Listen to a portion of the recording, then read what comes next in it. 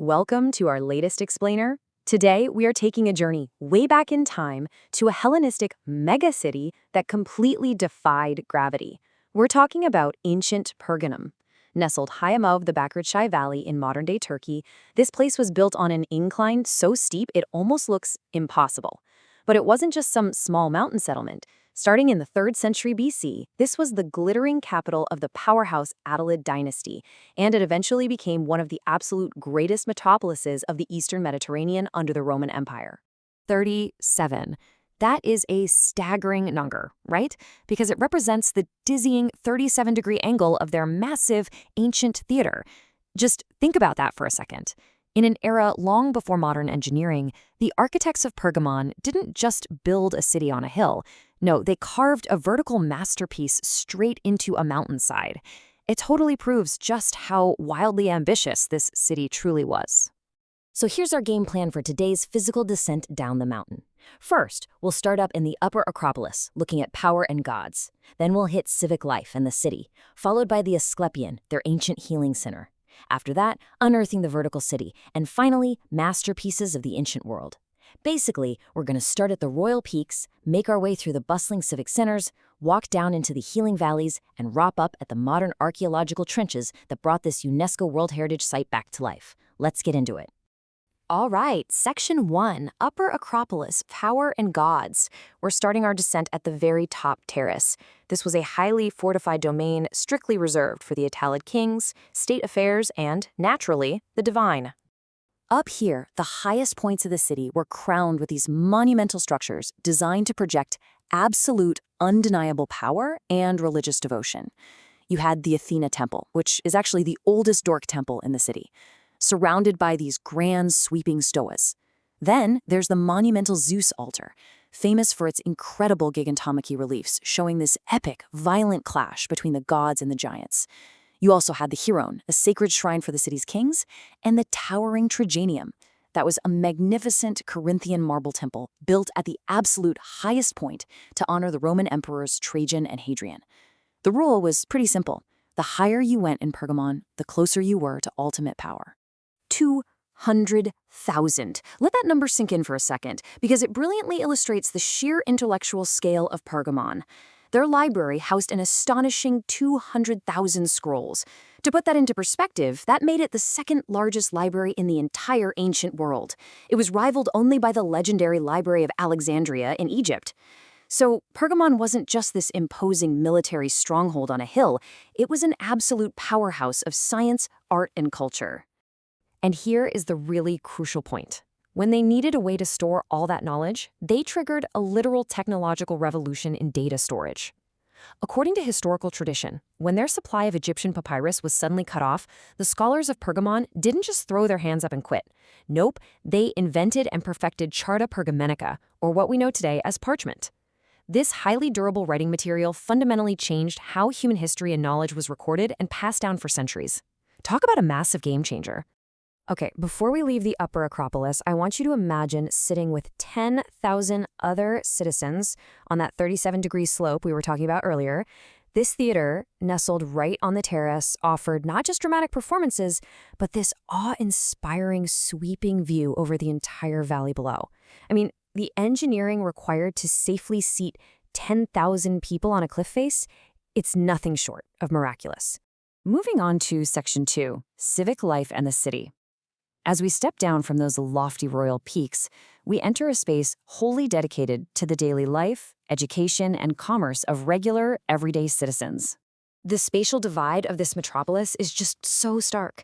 As we descend from the exclusive royal palaces and divine temples of the Upper Acropolis, we immediately enter a vibrant, middle-class hub of civic activity. You can see how the geography of the mountain quite literally dictated the social hierarchy of the entire city. Down here, civic life was absolutely booming. The youth trained their bodies and minds in a massive gymnasium that was so incredibly large, it had to be split across 3 separate terraces. Regular citizens lived in these beautiful residential areas, featuring homes with central courtyards and intricate mosaic floors. Spiritual life was thriving here too, with sacred spaces like the Demeter and Hera temples. And as you go even further down into the lower city, daily trade buzzed in the lower agora. Dominating that lower landscape was the Red Basilica. That was a gigantic brick structure originally built as a serapeum for Egyptian gods, which actually later transformed into one of the 7 churches mentioned in the Bible during the early Christian era. All right, Section 3. Asclepion, the Ancient Healing Center. Descending even further down into the valley, we arrive at what essentially functioned as the ancient world's ultimate holistic wellness retreat. So, patients seeking a cure wouldn't just walk into a sterile hospital room. Instead, they would approach the sanctuary via the Via Tecta. This was a sacred, colonnaded, and fully covered walkway. The journey down this road was meticulously designed to physically and mentally prepare the patients for the healing process before they even set foot in this sanctuary dedicated to Asclepios, the god of medicine. What is so completely fascinating about these ancient therapies is how surprisingly modern and holistic their approach really was. They treated the mind and the body simultaneously. Patients would sleep right in the sanctuary for dream analysis and psychological suggestion. They engaged in spa treatments like mud baths, and because mental well-being was considered absolutely vital for physical recovery, they even had a dedicated 3,500-seat theater just for the patients, using music and performance as active therapy. Try to put yourself in their shoes for a second. You're walking through a dark, echoing underground tunnel. As you walk, you hear the incredibly soothing sound of running water. And from little holes in the ceiling above, the voices of priests are gently whispering suggestions that you are healing, that the gods are actively curing you. It was this completely immersive psychological treatment designed to trigger the body's natural healing responses. Just brilliant. Moving to Section 4, Unearthing the Vertical City. Now that we've reached the absolute bottom of the ancient city, let's pivot to the modern era and see exactly how generations of dedicated archaeologists brought all these buried stories back into the light. This 150-year history beautifully maps out a continuous relay race of discovery. It all started with a German engineer named Karl Humann. He came to the region back in 1864, discovered the incredible reliefs of the Zeus altar, and initiated official excavations by 1878 alongside Alexander Kahns. As we move through the decades, we see massive architectural restorations by Wilhelm Dürrfeld and Theodor Wiegand. After World War II, Erich Boenger picked up the torch. Then Wolfgang Rath spent decades meticulously mapping out the daily social life and housing of the citizens.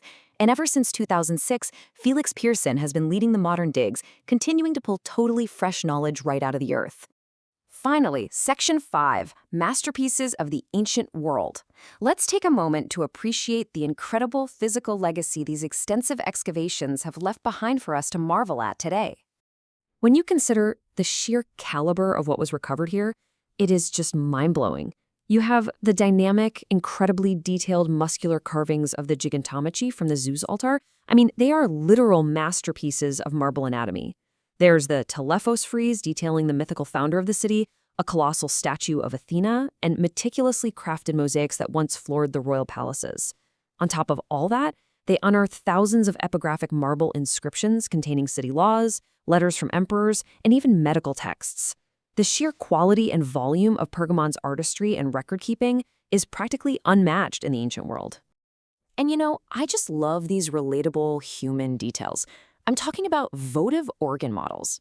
Ancient patients at the Asclepion would literally leave behind these small terracotta clay models of the specific body parts, ears, legs, hearts, that were cured during their stay. It was a tangible, deeply personal thank you note left to the gods. It perfectly bridges the gap between grand imperial history and the everyday hopes and struggles of regular people. As we wrap up this explainer on the truly remarkable vertical metropolis of Pergamon, it leaves us with this tantalizing thought. We've uncovered giant temples, an incredibly steep theater, and a revolutionary healing center. But with huge swaths of the valley still unexcavated and inscriptions still actively being studied, just how much of human history is still hiding right beneath the surface, waiting for its turn to see the sun? Thank you so much for exploring with us today, and always keep questioning what lies beneath.